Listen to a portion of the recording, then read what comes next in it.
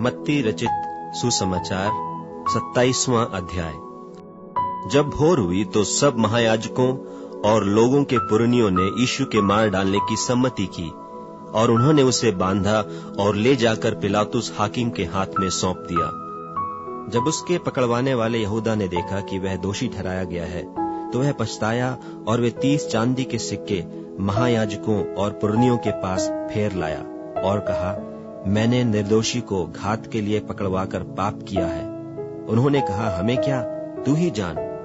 तब वह उन सिक्कों को मंदिर में फेंक कर चला गया और जाकर अपने आप को फांसी दी। महायाजकों ने उन सिक्कों को लेकर कहा, इन्हें भंडार में रखना उचित नहीं, क्योंकि यह लोहू का दाम है। सो उन्होंने सम्मति करके उन सिक्कों से परदेशियों के गाड़ने के लिए कुम्हार का खेत मोल ले लिया। इस कारण वह खेत आज तक लोहू का खेत कहलाता है। तब जो वचन यिर्मयाह भविष्यद्वक्ता के द्वारा कहा गया था वह पूरा हुआ कि उन्होंने वे 30 सिक्के अर्थात उस ठहराए हुए मूल्य को जिसे इस्राएल की संतान में से कितनों ने ठहराया था ले लिए, और जैसे प्रभु ने मुझे आज्ञा दी थी वैसे ही उन्हें कुम्हार के खेत के मूल्य में दे दिया। जब यीशु हाकिम के सामने खड़ा था तो हाकिम ने उससे पूछा कि क्या तू यहूदियों का राजा है? यीशु ने उससे कहा, तू आप ही कह रहा है। जब महायाजक और पुरनिये उस पर दोष लगा रहे थे तो उसने कुछ उत्तर नहीं दिया। इस पर पिलातुस ने उससे कहा, क्या तू नहीं सुनता कि ये तेरे विरोध में कितनी गवाहियां दे रहे हैं? परंतु उसने उसको एक बात का भी उत्तर नहीं दिया। यहां तक कि हाकिम को बड़ा आश्चर्य हुआ। और हाकिम की यह रीति थी कि उस पर्व में लोगों के लिए किसी एक बंधुए को जिसे वे चाहते थे छोड़ देता था। उस समय बरअब्बा नाम उन्हीं में का एक नामी बंधुआ था। सो जब वे इकट्ठे हुए तो पिलातुस ने उनसे कहा, तुम किसको चाहते हो कि मैं तुम्हारे लिए छोड़ दूं, बरअब्बा को या यीशु को जो मसीह कहलाता है? क्योंकि वह जानता था कि उन्होंने उसे डाह से पकड़वाया है। जब वह न्याय की गद्दी पर बैठा हुआ था तो उसकी पत्नी ने उसे कहला भेजा कि तू उस धर्मी के मामले में हाथ न डालना, क्योंकि मैंने आज स्वप्न में उसके कारण बहुत दुख उठाया है। महायाजकों और पुरनियों ने लोगों को उभारा कि वे बरअब्बा को मांग लें और यीशु को नाश कराएं। हाकिम ने उनसे पूछा कि इन दोनों में से किसको चाहते हो कि तुम्हारे लिए छोड़ दूं? उन्होंने कहा, बरअब्बा को। पिलातुस ने उनसे पूछा, फिर यीशु को जो मसीह कहलाता है क्या करूं? सब ने उससे कहा, वह क्रूस पर चढ़ाया जाए। हाकिम ने कहा, क्यों, उसने क्या बुराई की है? परंतु वे और भी चिल्ला चिल्ला कर कहने लगे, वह क्रूस पर चढ़ाया जाए। जब पिलातुस ने देखा कि कुछ बन नहीं पड़ता परंतु इसके विपरीत हुल्लड़ होता जाता है, तो उसने पानी लेकर भीड़ के सामने अपने हाथ धोए और कहा, मैं इस धर्मी के लोहू से निर्दोष हूं, तुम ही जानो। सब लोगों ने उत्तर दिया कि इसका लोहू हम पर और हमारी संतान पर हो। इस पर उसने बरअब्बा को उनके लिए छोड़ दिया और यीशु को कोड़े लगवाकर सौंप दिया कि क्रूस पर चढ़ाया जाए।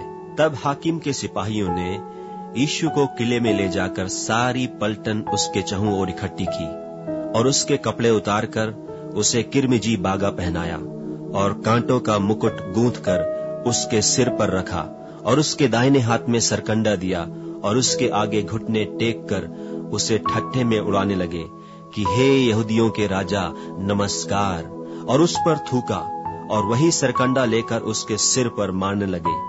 जब वे उसका ठट्ठा कर चुके तो वह बागा उस पर से उतार कर फिर उसी के कपड़े उसे पहनाए और क्रूस पर चढ़ाने के लिए ले चले। बाहर जाते हुए उन्हें शमौन नाम एक कुरेनी मनुष्य मिला। उन्होंने उसे बेगार में पकड़ा कि वह उसका क्रूस उठा ले चले। और उस स्थान पर जो गुलगुता नाम की जगह अर्थात खोपड़ी का स्थान कहलाता है पहुंचकर उन्होंने पित्त मिलाया हुआ दाखरस उसे पीने को दिया, परंतु उसने चखकर पीना न चाहा।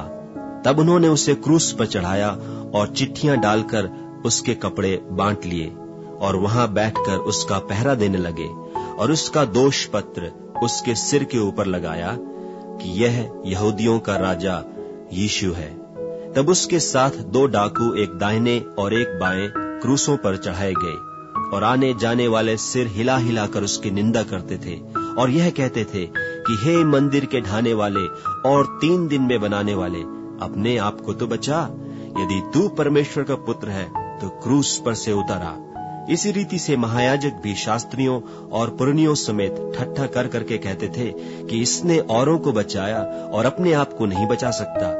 यह तो इस्राएल का राजा है, अब क्रूस पर से उतर आए तो हम उस पर विश्वास करें। उसने परमेश्वर पर भरोसा रखा है। यदि वह इसको चाहता है तो अब इसे छुड़ा ले, क्योंकि इसने कहा था कि मैं परमेश्वर का पुत्र हूं। इसी प्रकार डाकू भी जो उसके साथ क्रूसों पर चढ़ाए गए थे उसकी निंदा करते थे। दोपहर से लेकर तीसरे पहर तक उस सारे देश में अंधेरा छाया रहा। तीसरे पहर के निकट यीशु ने बड़े शब्द से पुकार कर कहा, एली एली लमा शबक्तनी, अर्थात हे मेरे परमेश्वर, तूने मुझे क्यों छोड़ दिया। जो वहां खड़े थे उनमें से कितनों ने यह सुनकर कहा, वह तो एलिया को पुकारता है। उनमें से एक तुरंत दौड़ा और स्पंज लेकर सिरके में डुबोया और सरकंडे पर रखकर उसे चुसाया। औरों ने कहा, रह जाओ, देखें एलिया उससे बचाने आता है कि नहीं।